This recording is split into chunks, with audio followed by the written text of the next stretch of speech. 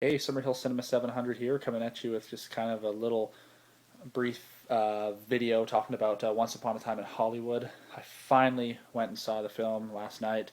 I'd wanted to see it since it came out, and I'd actually gone to the movie theater multiple times, and it was completely sold out. Because I guess a lot of people buy their movie tickets online now, which I kind of find annoying. Because rather than being like first come first serve, it's like, well, I can just like get my tickets online, which is good in a lot of ways, I guess. But I'm just so used to going to the theater, buying my ticket, that I was kind of surprised that I went there like an hour or half an hour early and it was already sold out. It's like, what the hell? So, anyways, I'm kind of mumbling on, but yeah, I finally saw the film last night, and I kind of loved it, and I kind of disliked certain things too.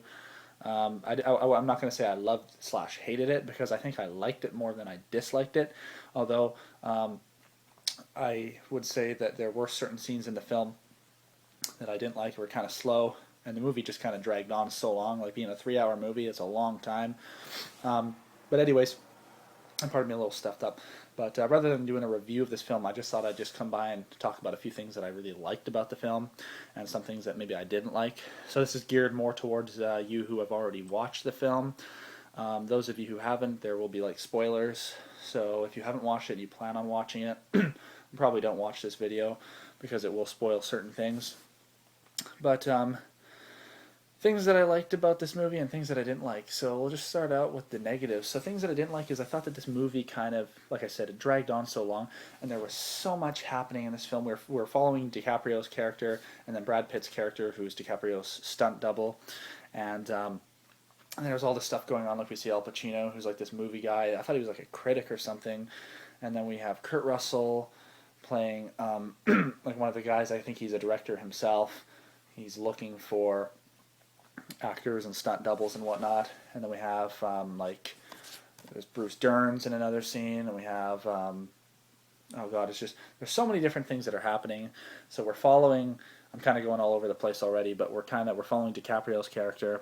Then we see Brad Pitt, who's the stunt double, and then we're going to like the Manson family, and then we see Sharon Tate, and then we see just like all the people that are living up in the Hollywood Hills, including can't think of his name right now, but the director who did Rosemary's Baby, who lives beside DiCaprio. So it's just kind of like there's so much going on. It's kind of hard to follow at times, but that made the movie kind of cool in its own way because that's just kind of how Tarantino does his films.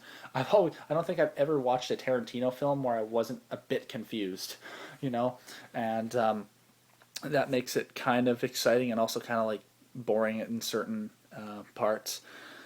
So yeah, just the movie sometimes dragged on, and then it was going from one scene to another, and you didn't know what was happening, and then you see DiCaprio in the movie that you're watching, and then you see him on the set of other films because he plays an actor in this film. So we see him on the sets of other movies and whatnot. Especially like so he was doing this FBI series on TV, and then it got discontinued or whatnot because he decided to make a career change, and now his life's kind of falling apart. He's kind of like a has been, and now he's going to do like spaghetti westerns, and it's just kind of like I don't know. Like even this review, like I'm kind of jumping back and forth, right? But that's kind of how this movie is. It was definitely hard to follow, and then we have Brad Pitt's character who goes to the this ranch where like the Manson family are like hanging out, and all this weird stuff's happening, and that scene also just dragged on and on and on. Now, one thing I'll say about this film is probably compared to any other Tarantino film, it probably had the least amount of violence compared to any of his other films. The only two scenes that there were a lot of violence, if I recall this right, were when Brad Pitt goes to the farm where the Manson family are, and he punches this hippie in the face and beats the shit out of him because he punctured his tire. And then he's like, fix it. And then the guy's like, no. And then he like punches him in the face a lot and is kind of like beating the hell, battering his face in. And then, of course, the ending scene, which you all, I'm sure, know, it's absolutely brutal. But for the most part, there wasn't a ton of violence happening in this film. So that's kind of what I didn't like about the film is it just kind of jumped back and forth, which really is like a major thing in a movie. So it's hard to say. I don't know what to think about this movie because there's certain things that I love, there's certain things I really did not like that much. But and to be honest with you, I went and I saw Tarantino's last film, The Hateful Eight, I definitely think I like The Hateful Eight better, just because I'm a huge fan of Western films, and it was like The Great Silence, almost like a remake of The Great Silence, Sergio Corbucci film. And then that takes me back to things that I did like in this film. So one thing that I really did like is the references that they were making to like it's spaghetti westerns, and there was one scene, I can't remember who's talking about it, but they're talking about Sergio Corbucci, and the guy's like, "Who's that?" And he's like, "He's the second best director of spaghetti westerns." Of course, first being Leone, but he doesn't say that, I'm sure. So they're kind of talking about Sergio Corbucci, and then another thing that's kind of cool is when Sharon Tate's character, she goes to the movie theater to watch her film that she's in, and she gets in for free. That scene was kind of funny, and she's watching it. I thought it was so cool when she's walking in the movie theater, and you see a poster on the side of the wall for like a movie playing, and it's this film, The Mercenary, the Sergio Corbucci film. Classic, awesome spaghetti western, and it's just kind of. I thought that was really cool. It's like a nod to spaghetti western fans, and I know that Tarantino's a big fan of this film, so I just thought it was so cool seeing her walk in that movie theater and seeing the poster for The Mercenary on the wall. So I thought that was something that I really liked, and of course some other things that I liked about this film is the scenes with the cars. Any of the scenes with the cars that we saw were like really good. Like when the characters are like driving around the Hollywood Hills, you get that kind of like first person view of them driving inside the car, and there's absolutely fantastic music in it. So you have like Simon and Garfunkel, Deep Purple. That was one of my favorite scenes actually, when the guy's driving the car. I think it's like a little green MG's driving through the Hollywood Hills, and Hush is playing by Deep Purple. Hush, hush, thought I heard you calling my name, hush. And it's just such a, that might be my favorite scene in the whole movie. Nah, nah, nah, nah, and he's just driving. It's just a really cool scene. Tarantino definitely knows how to shoot films. His cinematography is absolutely top notch, and just those scenes with the cars, and you see just so many awesome cars from that era, 1969. There's like Volkswagen panel vans and Datsun 240Zs and Dodge Chargers and Camaros and on and on and on. So many nice cars. So all the scenes with the cars, especially when they're driving around in them, I thought was really cool. And another thing I liked, kind of that has to do with the cars and the soundtrack, is you'd see a scene kind of where like Brad Pitt's driving the car around, and one song would be playing, and then it would go to a different scene where he's driving down like a different road, and then there's another song playing. So rather than there being one song playing for all these different scenes of him driving, each scene that we see, there's a different song playing. So it's kind of like the music that he's listening to in the car, which I thought was a really cool aspect that they did in this film. So any of the scenes with the cars, and then the soundtrack is absolutely awesome. Really captures that 1969 era. And that's another thing. I think that this film captured the era very well, and not that I would know because I wasn't alive in 1969, but being a big fan of music and stuff like that, and watching lots of documentaries on Woodstock and whatnot, I've seen a lot of movies from that era, and I would say that this film definitely did capture that era pretty well. I know that Tarantino grew up. He was a little boy in 1969, and that's one of the reasons he kind of did this movie. From what I saw in an earlier interview with him, is that he said that he wanted to kind of relive his childhood and certain things that he remembers seeing as a little kid. Although he was really small and doesn't remember a lot from 1969. I think he was 6 years old at the time or something. He just kind of remembers certain things. So putting that in a movie, you can imagine seeing things from the time you're like 6 years old, and then being able to relive that and put them in your film. I think that's also really cool. So capturing the era, I think he definitely did a great job on that.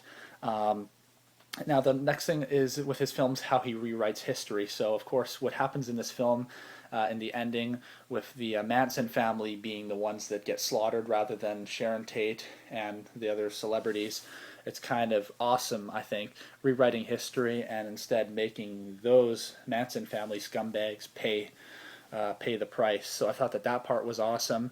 And then, of course, the scene where Brad Pitt at the end just comes out with a flamethrower and just torches the girl in the swimming pool after being, chewed to death by a dog and have a can thrown at her face and basically mush her face in.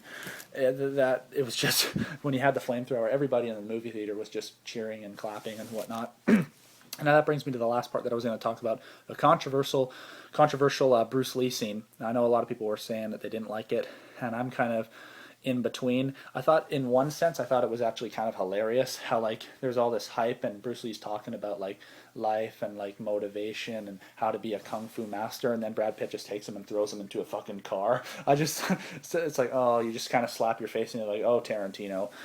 what were you thinking? And then at the same time, you understand where like the family is kind of upset about the scene because Bruce Lee was an inspiration to many people, including myself. He's like an icon, and not just for his acting, but for his look on life and just his spiritual outlook on things, and just being like kind of like a real human being. And how to live your life positively and healthy without drugs and alcohol, and just his whole outlook on life is very inspirational to many people, including myself. And he's a hero to me. I love his films. I'm a huge fan of Bruce Lee. So it's kind of 50-50. So part of me thought it was hilarious how there's all this talk and whatnot, and you're like, wow, that's so awesome, Bruce. And then Brad Pitt just throws him into a car. I laughed, honestly, when I saw that, but then afterwards I was like, it's kind of sad, kind of a mockery to Bruce Lee. So about that scene, I'm kind of 50-50. But anyways, this video is going on longer than I wanted to. I just wanted to drop by and talk about a few things that I liked about the film and whatnot. If I had to give it a rating out of 10 stars, I'd probably give it like a 7 or something like that. I did prefer The Hateful Eight, but it was by no means necessarily a bad movie, but it definitely wasn't a great movie either. So the things that stuck out the most would definitely be the cinematography. Tarantino definitely knows how to do that. So I could talk about this movie for probably a couple hours, being that this is a 3-hour film, but I'm going to leave it at around this 11-minute mark. Let me know what you thought of Once Upon a Time in Hollywood. If you liked it, what were your favorite scenes? If you didn't like it, just let me know. Also, I'll mention that the Brad Pitt's dog in the film, very well-trained dog. I thought the dog did a great job in the film. So that was also another standout point. I'm just trying to make sure there's nothing else that I wanted to mention. I think I covered most of it. So that's Once Upon a Time in Hollywood, just kind of my brief thoughts on the film. It'll be interesting to see what Tarantino does for his 10th film. I've heard rumors that he might do Kill Bill Part 3, which I hope he doesn't, because, out of his 10 films that he does, 2 of them are Kill Bill films, so to have the third one not be to be a Kill Bill film would kind of be disappointing. So it'll be interesting to see what ends up happening with that. But that's Once Upon a Time in Hollywood. Again, let me know what you think, and we'll see you on the next video. Take care.